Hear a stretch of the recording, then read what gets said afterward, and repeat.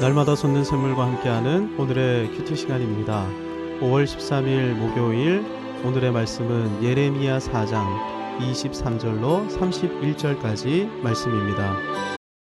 오라, 내가 땅을 본즉 혼돈하고 공허하며 하늘에는 빛이 없으며 내가 산들을 본즉 닻이 인동하며 작은 산들도 요동하며 내가 본즉 사람이 없으며 공중의 새가 다 날아갔으며 보라, 내가 본즉 좋은 땅이 황무지가 되었으며 그 모든 성읍이 여호와의 앞 그의 맹렬한 진노 앞에 무너졌으니 여호와께서 이와 같이 말씀하시기를, 이 온 땅이 황폐할 것이나 내가 진멸하지는 아니할 것이며 이로 말미암아 땅이 슬퍼할 것이며 위에 하늘이 어두울 것이라. 내가 이미 말하였으며 작정하였고 후회하지 아니하였은즉 또한 거기서 돌이키지 아니하리라 하셨음이로다.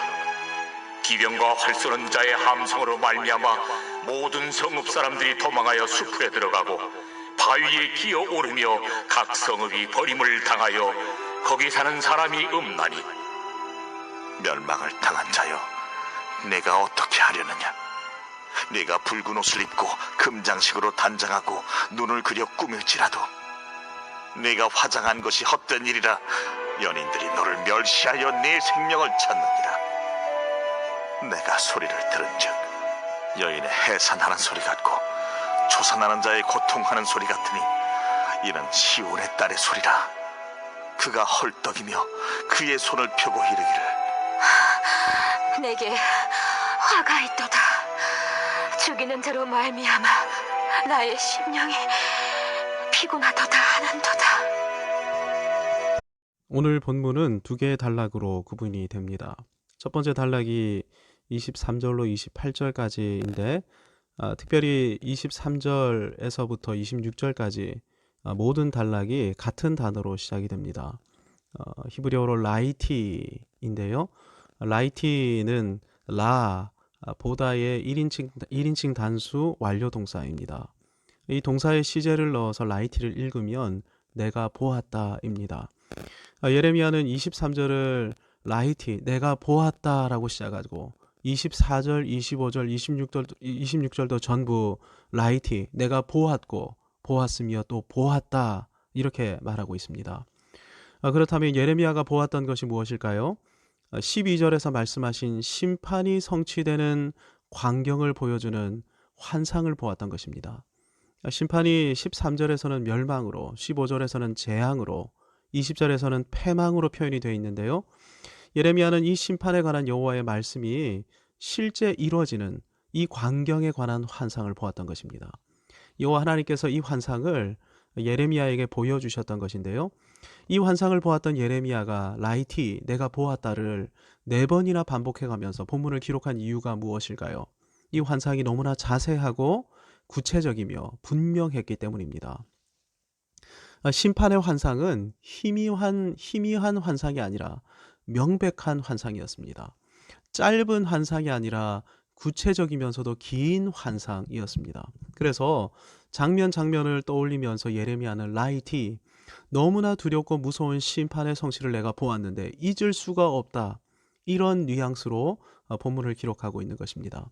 이 환상을 보면서 예레미야는 장차 유다에게 임하게 될 심판이 확실한 심판임을 깨닫게 되었습니다. 하나님께서는 예레미야로 하여금 이 심판의 확실성을 확신 가운데 선포하게 하심으로 유다 백성 전부에게 분명하게 경고하기를 원하셨습니다. 예레미야가 본 환상은 23절을 보면 땅의 혼돈과 공허, 하늘의 어두움에 관한 환상이었습니다.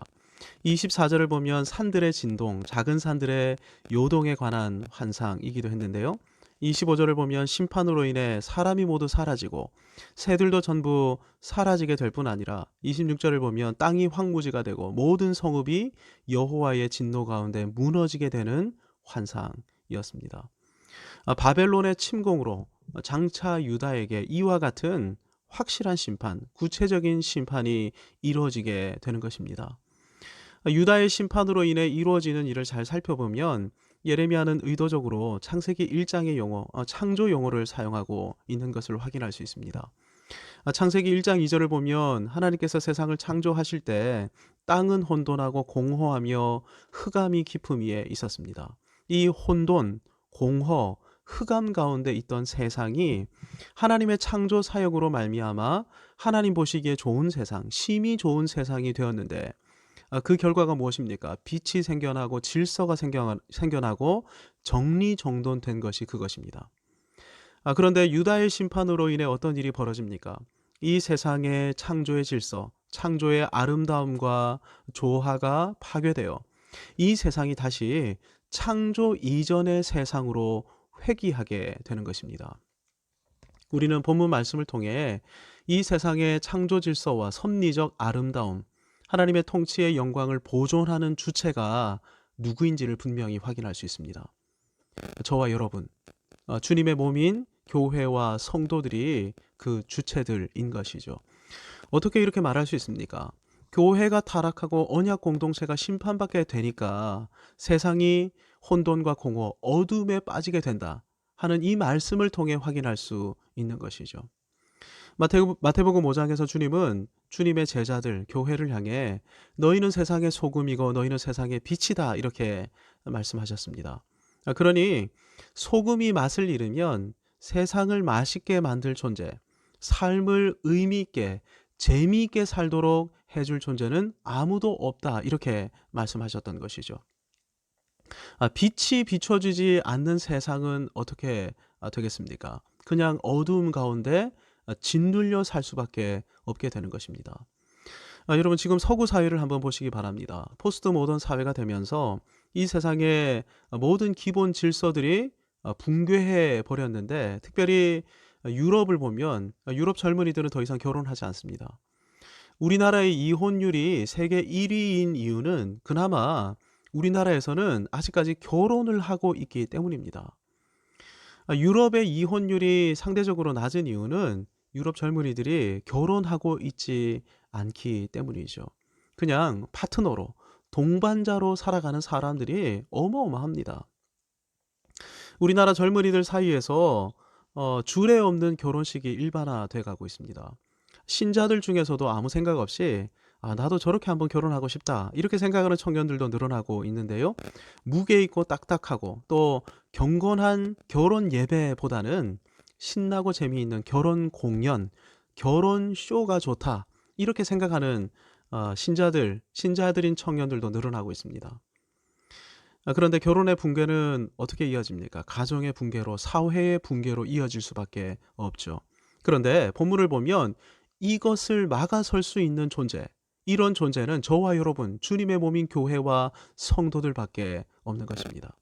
창조적 질서의 아름다움과 하나님의 통치의 영광을 나타낼 수 있는 존재, 교회밖에 없는 것입니다. 그런데 이런 세상 가운데 교회가 타락하면 어떻게 되겠습니까? 하나님께서 교회를 향해 진노하시게 되는 것이죠. 맛을 잃은 소금에 대해 주님께서 뭐라고 경고하십니까? 밖에 버려져 사람에게 밟히게 된다. 세상 사람들에게 무시받고 천대당하며 심판받게 된다. 이렇게 말씀하셨습니다. 이 말씀대로 유다 역시 바벨론에게 짓밟히게 되는 것입니다. 하지만 27절에서 예레미야는 이렇게 예언합니다. 이 온 땅이 황폐할 것이나 내가 진멸하지는 아니할 것이며 유다를 심판하심으로 온 땅이 황무지가 되고 성읍이 무너져 내릴 것이지만 완전히 진멸되지는 않을 것인데 이 말은 하나님께서 장차 땅을 회복하실 것을 시사하시는 말씀입니다. 누구를 통해 땅을 회복하십니까? 회복된 유다를 통해 땅을 회복시키시는 것이죠. 그러니까 이 말씀 속에는 유다의 회복이 시사돼 있습니다. 즉 하나님의 심판은 진멸의 심판이 아니라 궁극적으로는 회복을 위한 심판인 것입니다. 본문 두 번째 단락이 29절로 31절까지인데요. 이 단락에서 예레미야는 장차 있게 될 심판 가운데 유다가 취하게 될 태도에 관해서 예언하고 있습니다. 바벨론이 유다를 침공하게 될 때의 모습이 29절에서 다음과 같이 묘사되어 있습니다. 기병과 활 쏘는 자의 함성으로 말미암아 바벨론의 군사들은 말을 타고 유다를 침공해 굉장히 빠른 속도로 유다를 장악해 나가게 될 것입니다.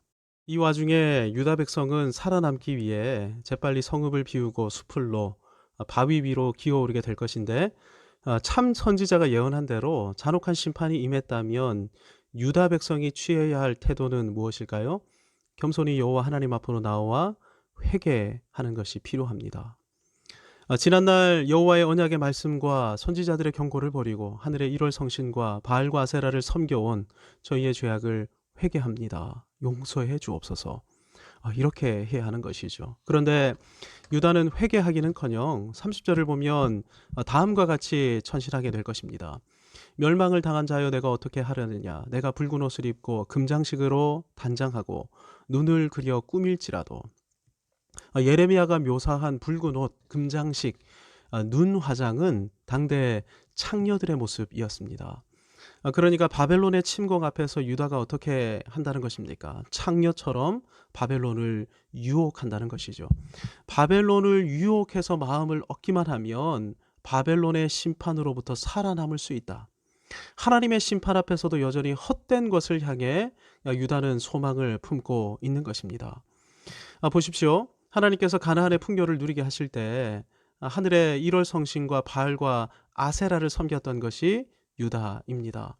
겉으로는 여호와 하나님을 예배하면서도 실제 은밀한 삶의 현장에서는 물질적인 부여와 쾌락을 섬기면서 여호와의 언약을 떠났죠. 이러한 배역으로 말미암아 심판이 임했는데 심판 앞에서도 인간적인 술수로 심판을 모면하려 드는 것입니다. 심지어 살아남기 위해서 창녀 같은 행동도 마다하지 않는 것이죠. 패역한 것입니다. 그래서 여호와 하나님께서는 유다에게 진노하시고 유다를 심판하실 것입니다. 물론 그럼에도 불구하고 이 심판은 진멸의 심판은 아닙니다. 호된 회초리의 징계인 것이죠. 여호와 하나님의 관심은 배역한 유다가 회개하고 돌이키는 것입니다. 다시 신실하신 여호와 하나님의 언약으로 돌아오는 것인 것이죠. 구원은 하늘나라로 올라가는 구원 절차 티켓이 아닙니다. 구원은 거룩하신 하나님과의 관계의 회복이요 하나님의 임재 가운데 사는 것입니다. 거룩한 언약 백성이 되어 하나님의 언약의 헌신에 살아가는 것이고, 그래서 언약의 공동체를 세우며 언약의 자녀들을 양육하고 언약의 말씀을 붙들고 하나님 나라를 세워가는 것입니다. 혹 우리의 신앙이 언약에서 멀어졌다면 여호와 하나님께서는 어떻게 해서든 우리를 언약으로 돌이키려 하실 것입니다. 그것이 구원이기 때문입니다. 때로는 엄히 꾸짖기도 하실 것이고 때로는 징계의 회초리를 들기도 하실 것입니다. 때로는 기병과 활 쏘는 자를 보내시어 크나큰 고통을 주기도 하실 것입니다. 그런데 왜 이렇게 하신다고요? 하나님의 언약 백성의 교회의 권속들만이 창조의 아름다움을 나타내고 하나님의 통치의 영광, 섭리적 영광을 이 땅에 드러낼 수 있는 소금이며 빛으로 하나님께서 삼으셨기 때문입니다. 이미 세상은 다 무너져 내렸습니다. 교회가 무너지면 이 세상의 소망은 사라지게 됩니다. 우리와 우리의 다음 세대가 이 세상의 소망입니다. 교회는 소망의 공동체인 것이죠. 주신 말씀을 붙들고 기도하십시다. 우리와 우리의 자녀들, 주님의 몸인 교회가 언약의 말씀을 중심으로 살아가게 해달라고. 그래서 맛을 잃고 어두움 가운데 있는 이 세상에 소망을 증거하게 해달라고 함께 기도하겠습니다. 하나님 아버지, 참으로 감사합니다. 주님께서 저희를, 주님의 몸된 교회를 이 세상의 유일한 소망으로 삼으셨습니다. 그런데 저희가 하나님께 소망을 두는 것이 아니라 이 세상에 소망을 두게 된다면 하나님 아버지, 이 세상의 소망은 어디 있겠습니까?